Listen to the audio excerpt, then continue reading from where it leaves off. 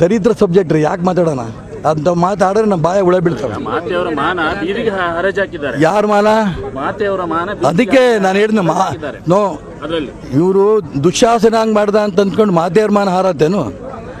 ದುಶ್ಯಾಸನ ಹೆಣ್ಮಕ್ಳನ್ನ ಹಾಳು ಮಾಡೋಂಥ ಪ್ರಯತ್ನ ನಡೆಸ್ದ, ಕೊನೆ ಹಾಳಾಗಿದ್ದಾರು ದುಶ್ಯಾಸನ ವಿನಃ.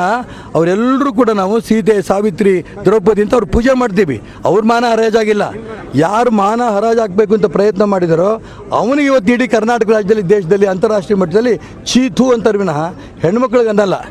ಅದಕ್ಕೋಸ್ಕರ ನಾನು ಹೇಳ್ತಿರೋದು, ಈ ದೇಶ ಸ್ತ್ರೀಗಳಿಗೆ ಗೌರವ ಕೊಟ್ಕೊಂಬಂದಿರೋ ದೇಶ, ಹೆಣ್ಮಕ್ಳಿಗೆ ಪೂಜೆ ಮಾಡ್ತಿರೋ ದೇಶ. ಈ ರೀತಿ ದುರುಪಯೋಗ ಮಾಡ್ಕೊಂಡಿರೋರನ್ನ ಅವ್ರು ಏನು ಅನುಭವಿಸ್ಬೇಕು ಅನುಭವಿಸ್ತಾರೆ. ಚುನಾವಣಾ ಸಂದರ್ಭದಲ್ಲಿ ಹೇಗಾರೂ ಮಾಡಿಗೆ ನಮ್ಮನ್ನು ಹಿಂದೆ ಸರಿಸಬೇಕು, ನಮ್ಗೆ ಅಪಮಾನ ಮಾಡಬೇಕು ಅನ್ನೋಂಥ ಉದ್ದೇಶದಿಂದ ಇದು ಒಂದು ಕುತಂತ್ರ ರಾಜಕಾರಣ. ಹಾಗಾಗಿ ಈ ಕುತಂತ್ರ ರಾಜಕಾರಣಕ್ಕೆ ನಮ್ಮ ಯಾವ ರೀತಿ ವಾಪಸ್ ಕೊಡಬೇಕು ಉತ್ತರ, ಅದಕ್ಕೋಸ್ಕರ ಸ್ಟೇ ಕೊಟ್ಕೊಂಡಿದ್ದೀವಿ. ಬೇರೆ